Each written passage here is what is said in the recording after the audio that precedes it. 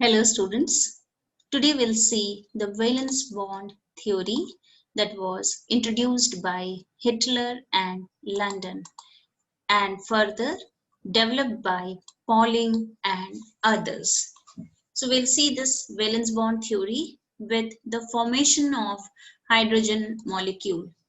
So we'll consider two hydrogen atoms A and B approaching each other having nuclei Na and Nb, and electrons present in them are represented by Ea and Eb.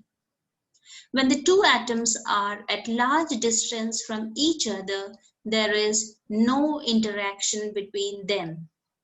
As these two atoms approach each other, new attractive and repulsive forces begin to operate.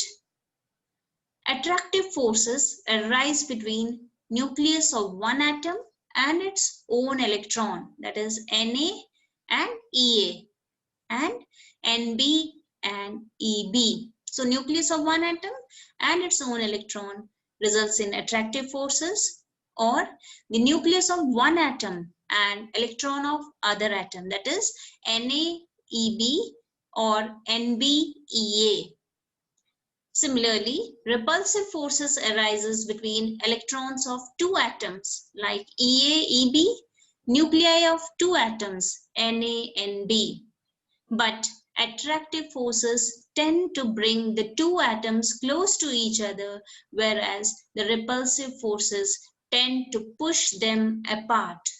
So you can see here two hydrogen atoms Ha and Hb, and these are the attractive forces that arises between the nucleus of Ha and that of the electron.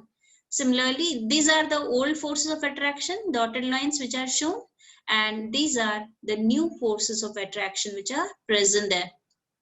So the attraction takes place between nucleus of Ha and electron Ea, or Hb and electron Eb, or nucleus of one atom, that is Ha and of Ha and Eb, or nucleus of the other atom, that is Nb and Ea respectively.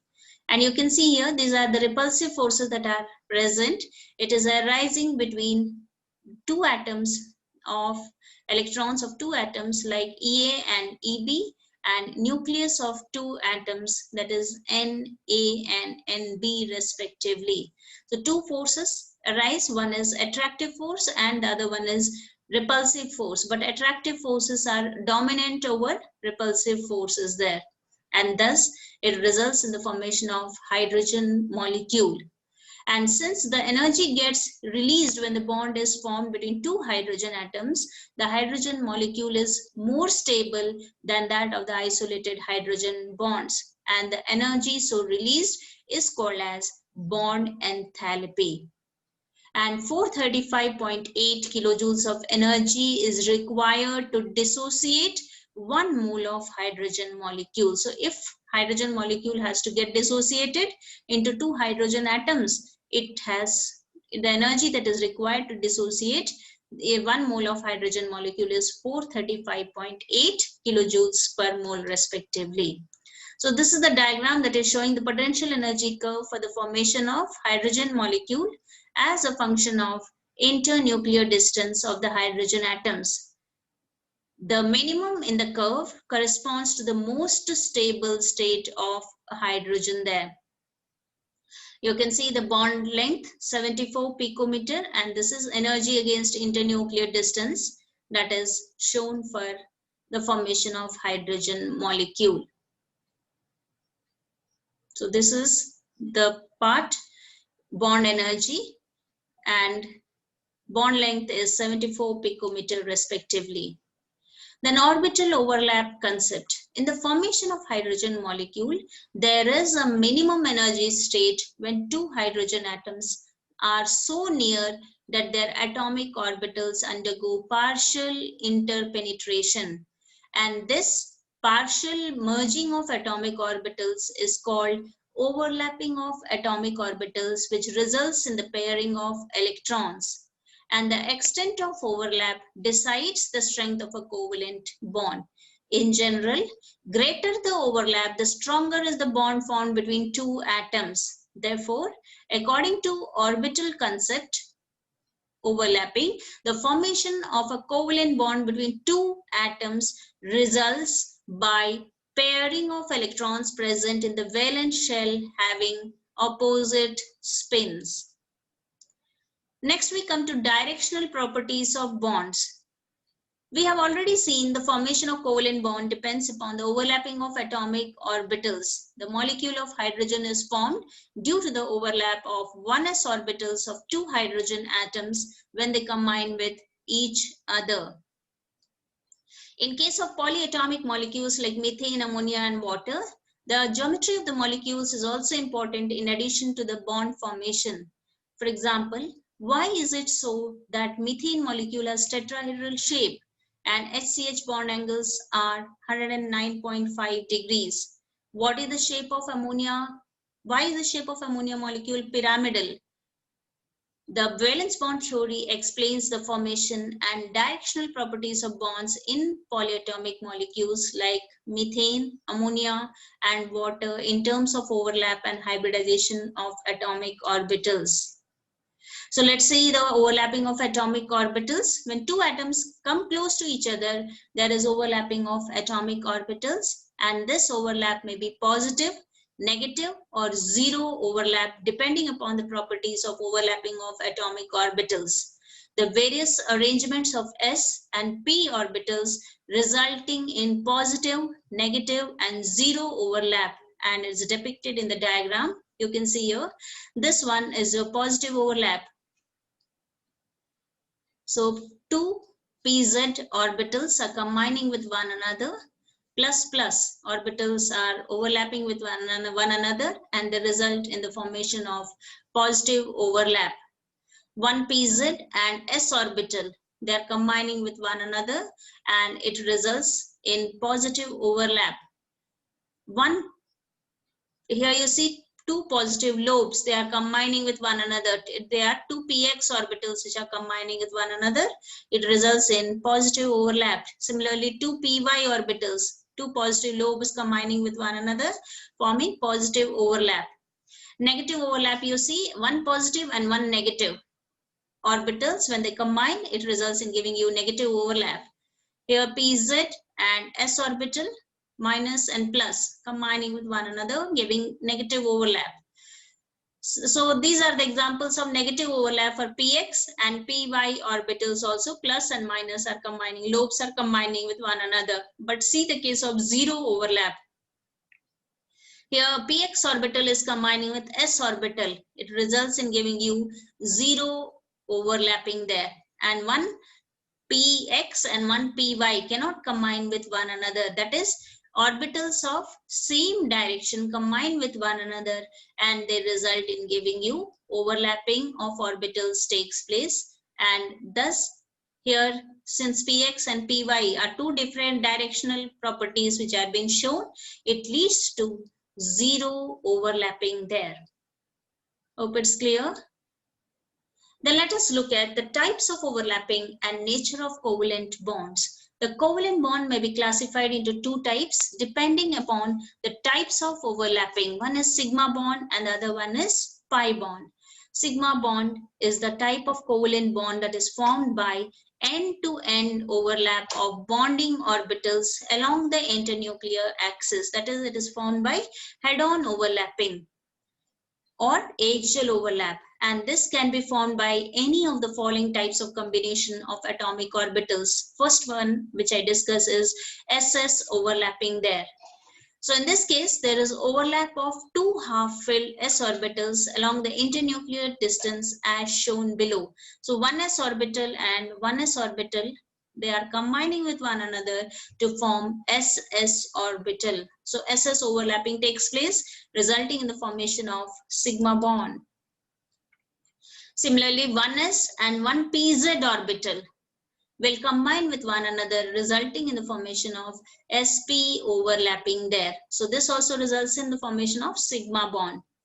Then pz overlapping, two p orbitals, they combine with one another, two pz orbitals combine with one another, resulting in giving you pp type of overlapping, and this is also resulting in giving you sigma bond. Pi bond is the formation of the atomic orbitals overlap in such a way that their axis remains parallel to each other and perpendicular to the internuclear axis. The orbitals formed due to sideways overlapping. It consists of saucer type charge clouds above and below the plane of the participating atoms. You can see one charge of cloud is above and the other charge cloud is below. So px orbitals combine with one another to give pp overlapping, forming your pi bond. Similarly, py orbital will combine with one another, forming pp overlap. One charge cloud, electron charge cloud is above and the other electron charge cloud is below, and it results in giving you pi bonding there. Let's look at now the strength of sigma and pi bonds. Remember, sigma bonds are always stronger in comparison to that of pi bonds because overlapping is there to a maximum extent in case of sigma bond. And sigma bond has got an independent existence, but pi bond, as it does not have an independent existence, it exists along with the sigma bond there, and overlapping is there to a lesser extent, and that's why sigma bond is always stronger in comparison to that of pi bond. So in case of sigma bond, the overlapping of orbitals takes place to a larger extent, hence it is stronger in comparison to pi bond, where the extent of overlapping occurs only to a smaller extent. Further, it is important to note that pi bond between two atoms is formed in addition to sigma bond, means it doesn't have an independent existence. It exists always with sigma bond. So it is always present in the molecules containing multiple bond, that is double or triple bonds. So double bond, one sigma and one pi.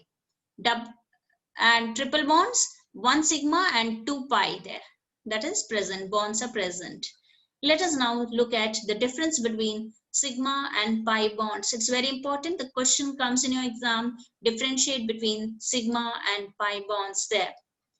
So look at the differences.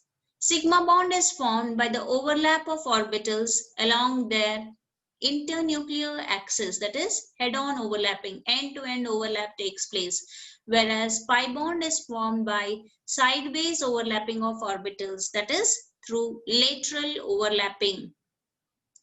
Second point of difference is sigma bond is formed by overlapping between SS, SP or PZ orbitals, whereas pi bond is formed only by the overlap of PX orbitals or PY orbitals respectively. Sigma bond overlapping is quite large and hence sigma bond is a stronger bond.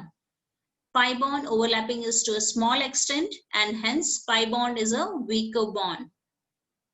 The next point, sigma bond, electron cloud in this case is symmetrical about the line joining the two nuclei, whereas in pi bond, the electron cloud of pi bond is unsymmetrical.